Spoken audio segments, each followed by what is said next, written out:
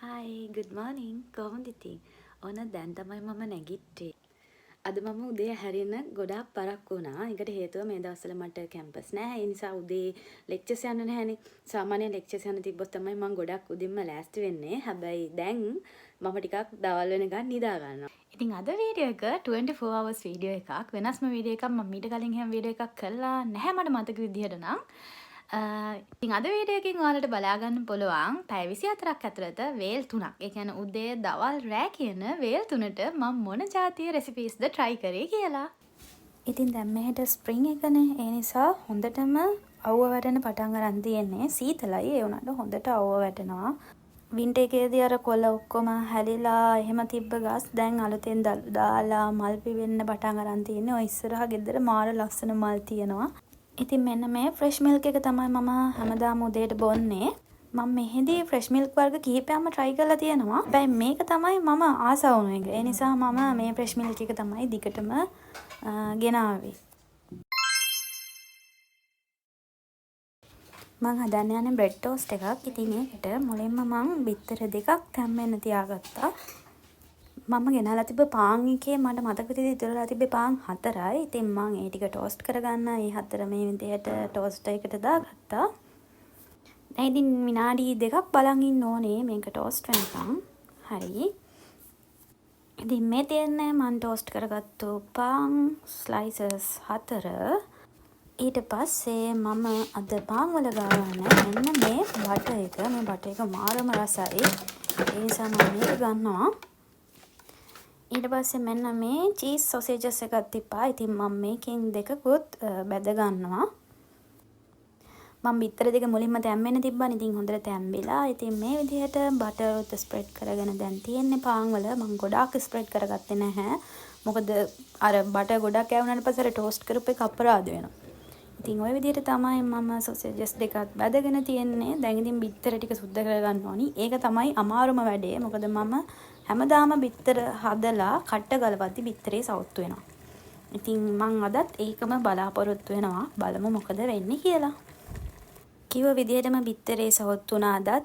මයොනීස් එකකුයි tomato කෙචප් එකකුයි තියෙනවා. ඉතින් ওই දෙකත් මම ගත්තා. ඊට පස්සේ මෙන්න මේ ජූස් එක මම සාමාන්‍යයෙන් හැමදාම උදේට මේක බොනවා. මේක ගොඩක් රසයි. ඒ ජූස් එක මික්ස් ෆෘට් ජූස් එකක්. මම සාමාන්‍යයෙන් සුපර් මාකට් ගියපම අනිවාර්යයෙන්ම 1 ලීටර් බොටල් එකක් ගන්නවාමයි. දැන් මේ අන්තිම ටික ඉතින් ආම සුපර් මාකට් ගියපම ආම එකක් ගන්න වෙනවා. මොකද මේක ඉවරයි දැන්. ඉතින් මේක තමයි මගේ උදේ කෑම වේල. ඉතින් ඒ විදිහට තමයි මම මගේ බ්‍රෙක්ෆාස්ට් එක හදාගත්තේ. ඉතින් දැන් මට පොඩි වැඩ වගේක් තියෙනවා ඊට පස්සේ කරන්න. අසයින්මන්ට්ස් වගේක් හදන්න තියෙනවා, නෝට්ස් වගේක් තියෙනවා, ඊට පස්සේ පාඩම් කරන්නත් තියෙනවා. ඉතින් ඊට පස්සේ මම ලන්ච් එක හදා ගන්න ඕනේ. ඉතින් බලමු මම ලන්ච් එකට මොනවද හදන්නේ කියලා. ඉතින් මම ලන්ච් එකට ශ්‍රී ලංකන් විදිහට බීෆ් කරි එකකුයි බතුයි හදාගන්න හිතුවා. ඉතින් මෙන්න මේ දේවල් ටික තමයි මම ගත්තේ බීෆ් කරි එක හදාගන්න. මුලින්ම මම බීෆ් ටික මෙන්න මේ විදිහට චූටි කොටු කෑලි වලට කපා ගත්ත පොඩි පොඩියට. ඊට පස්සේ මෙන්න මේ කුළුබඩු ටික පාවිච්චි කරා. මෙතන පැප්‍රිකා තියෙනවා. එතකොට තව මිරිස් කුඩු එකක් තියෙනවා. ගම්මිරිස් කුඩු, කහ කුඩු, ලුණු කුඩු ඔය වගේ දේවල් ටිකක් තමයි එකතු කරගත්තේ. මට මේ වෙලාවේ මෙතෙන්ට 3-5 දාන්න අමතක වෙලා මම ආයෙම සැරයක් 3-5 දාගෙන හොඳට කලවම් කරගත්ත මේ මස් ටික. ඊට පස්සේ ටික වෙලාවක් මැරිනේට් වෙන්න තියලා තිබ්බා. ඊට පස්සේ මම මෙන්න මේ පෑන් එක ගත්තා. මොකද මට මුලින්ම බීෆ් ටික පොඩ්ඩක් තෙලේ බැද ගන්න ඕනේ. ඉතින් පොඩ්ඩක් තෙල් දාගෙන ඊට පස්සේ මම මේ හදන්නේ බීෆ් ටික හොඳට තෙලේ බැද ගන්න. ඉතින් තෙල් ටික රත් වෙනකම් මං අනික් දාන දේවල් ටික මෙන්න මේ විදිහට ලුණු, මිරිස්, තක්කාලි, සුදු ලුණු කපා ගත්තා. දැන් තෙල් එක හොඳට රත් වෙලා ඊට පස්සේ මම මෙන්න මේ විදිහට බීෆ් ටික දාගෙන දෙපැත්ත බැද ගන්න තමයි යන්නේ. ටිකක් හොඳට බැද ගන්න ඕනේ ටික වෙලාවක් යනකම්. දැන් මෙන්න මේ විදිහට තමයි තියෙන්නේ. මම මේ විදිහට බීෆ් වල දෙපැත්තම හොඳට බැද ගන්නවා. මම මීට කලින් මේ විදිහට කවදාවත් බීෆ් හදලා නැහැ. මේ මගේ ඔළුවට ආපු රෙසිපි එකක්. මම නිකන් මෙහෙම හැදුවොත් හොඳයි කියලා හිතලා තමයි try කරන්නේ. ඉතින් බැදුණු බීෆ් ටික මම වෙනම තැටියකට අයින් කරගත්තා. ඊට පස්සේ බීෆ් ටික බැදගත්තු පෑන් එකටම මම අහපව් අර ලුණු සුදු ලුණු මිරිස් වගේ දේවල් ටික දාගෙන ඒ ටික හොඳට ටෙම්පරාදු කරගත්ත මෙන්න මේ විදිහට. ඊට පස්සේ මම ඒකටම කෑලි මිරිසුයි අහපව් මිරිස් කුඩු පොඩ්ඩකුයි ලුණු කුඩු ටිකකුයි දාලා ඒ ටිකත් හොඳට ටෙම්පරාදු කරගත්තා. මට ඉස්සර වෙලා තක්කලි දාන්න අමතකුණා. ඉතින් මේ වෙලාවේ මම තක්කලි ටිකක් දාගෙන ඒ ටිකත් පොඩි වෙලාවක් තෙලෙන් බැදෙන්න දුන්නා. ඊට පස්සේ මම අර කලින් බැදගත්තු බීෆ් ටික අරගෙන මේකට දාලා හොඳට මික්ස් කරගෙන දැන් මේ ටික වෙලාවක් තැම්බෙන්න තියනවා. මේ වෙලාවේ මම ලිපේ ගින්දර මීඩියම් හීට් එකට තමයි දාගෙන තියෙන්නේ. මොකද ගොඩක් හීට් එක වැඩි වුණොත් එහෙම අඩිය අල්ලන්න බලන නිසා. ඉතින් ටික වෙලාවක් හොඳට බැදුනට පස්සේ මම මේකට පොල් කිරි ටිකක් එකතු කරගෙන තමයි දැන් මේ තියෙන්නේ. ගොඩාක් පොල් කිරි එකතු කරගත්තේ නැහැ. ඉතින් මේ වගේ පොඩි ප්‍රමාණයක් තමයි පොල් කිරි එකතු කරගත්තේ. මේ වෙලාවේ මම ලිපේ හීට් එක පොඩ්ඩක් වැඩි කරගන්නවා. මොකද දැන් හොඳට තැම්බෙන්න ඕන නිසා. ඉතින් මේ තියෙන්නේ පැය භාගයකට විතර පස්සේ මං හදාගත්ත බීෆ් කරි එක. දැන් නම් හොඳට මැදින් උතුරනවා. මේ වෙලාවේ මම මේකේ ලුණු බලද්දි ලුණු මදි වෙලා තිබ්බ නිසා මම මේ වෙලාවේ ලුණු එකතු කරගෙන ආයිමත් කලවම් කරගත්තා මේක. දැන් යමු අපි පත් එක හදාගන්න. ඉතින් මෙන්න මේ හාල් එක තමයි මම ගත්තේ. මේ හාල් එක ඇත්තටම අර ඔය රූපේ පෙන්නලා තිබ්බේ. අන්න ඒක මෙහි තියෙන යුනික් ඩිෂ් එකක්. ඔන්න ඕක හදන්න තමයි මේ හාල් එක පාවිච්චි කරන්නේ. හැබැයි මම මේ හාල් එකට කැමති නිසා මම සාමාන්‍යයෙන් නිකන් උයලා කන්නත් ඒ හාල් එක ගන්නවා. ඉතින් මේ දෙන්නේ මං හදාගත්තු බීෆ් කරි එක. බලන්නකො කොහොමද පාට කියලා. හොඳට තියෙනවා. බත් එකත් දැන් හොඳට උතුරාගෙන එන්නේ. ඉතින් තව ටිකකින් මගේ ලන්ච් එක රෙඩි. එහෙනම් ඉතින් මම කාලා එන්නම්. ඩිනර් ටයිම් එකේදී හම්බෙමු.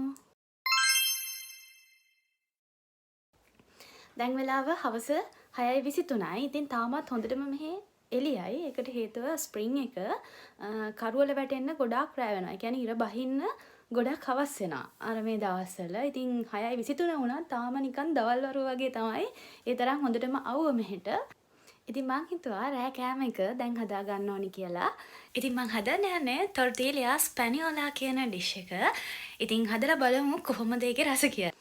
ඉතින් ඒ රෙසිපි එකට ඕනි ප්‍රධානම දේවල් දෙක තමයි බිත්තරයි අර්තාප්පල. ඉතින් ওই දෙක තිබ්බොත් ලේසියම එක හදාගන්න පුළුවන්.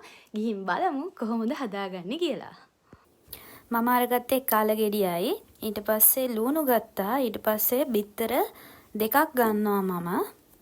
අලගෙඩිය මේ විදිහට සුද්ධ කරගත්තා. දැන් ඉතින් තියෙන්නේ මේ අලගෙඩියයි ලුණු ටිකයි පොඩි පොඩි කෑලි වලට කපා ගන්න.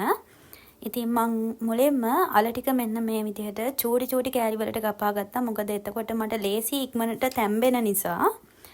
ඊට පස්සේ ලුණු ගෙඩිය අරගෙන ලුණු ගෙඩියත් පොඩි පොඩි කෑලි වලට කපා ගන්න ඕනේ. ඉතින් මම මුලින්ම අල ටික මේ විදිහට බැදෙන්න තිබ්බා. මොකද අල තැම්බෙන්න වෙලා යනවා සහ බැදෙන්න වෙලා යන නිසා.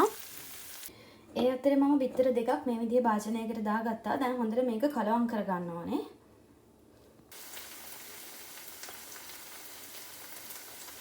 දැන් වෙලාව 7යි. තාමත් එළයයි. දැන් නම් ඉර බැහැගෙන යනවා. මේ වගේ තමයි මේ දවස්වල.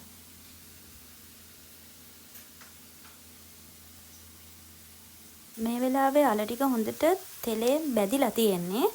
ඒ වගේම තමයි හොඳට තැම්බෙලා තියෙන්නේ. ඊට පස්සේ මම කරේ ලුණු ටික මේ වෙලාවේ එකතු කරගත්ත එක. දැන් ඉතින් ටික වෙලාවක් තියන්න ඕනේ හපව ලුණු ටිකත් බැදෙනකල්. ඉතින් මම ටික වෙලාවක් මේ විදිහට බැදෙන්න දුන්නා. දැන් නම් අල හොඳටම බැදිලා තැම්බිලා තියෙන්නේ. පොඩි වෙනවා හන්දෙන් කලවම් කරද්දී. මේ වෙලාවේ තමයි අපට ඕනේ කලින් හදාගත්තු බිත්තර මිශ්‍රණය. මම මේකට ගම්මිරිස් කුඩු ටිකකුත් දාගත්තා.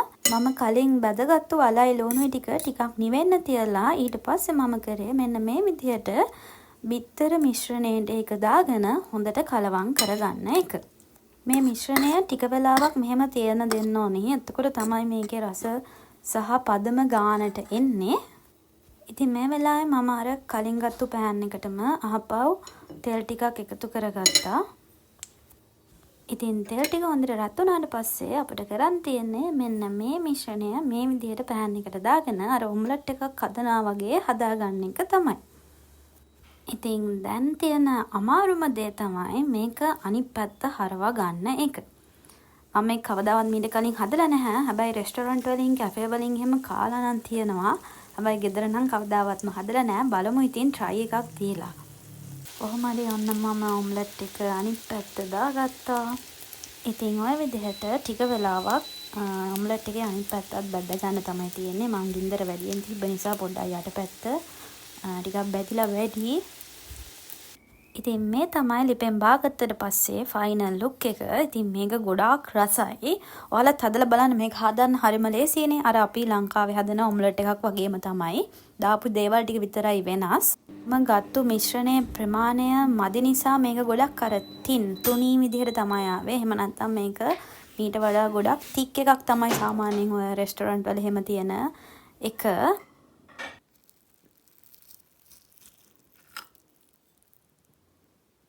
ඉතින් කඩේක වගේම තමයි මේක ගොඩක් රසම් ගත්ත බිත්තර ප්‍රමාණය තමයි මදි වෙන්නේ නැත්තේ. එතකොට මිශ්‍රණය මදි නිසා වෙන්නේ නැති ඒක තුනී වෙන්නේ නැත්තේ. ඉතින් ඔය විදිහට තමයි මගේ ඩිනර් එක. ඉතින් අදට මං ගිහින් යන්නම්. ආයෙමත් මගේ ලස්සන වීඩියෝ එකක් අරන් එනකල් පරිස්සමෙන් ඉන්න. බයි බයි.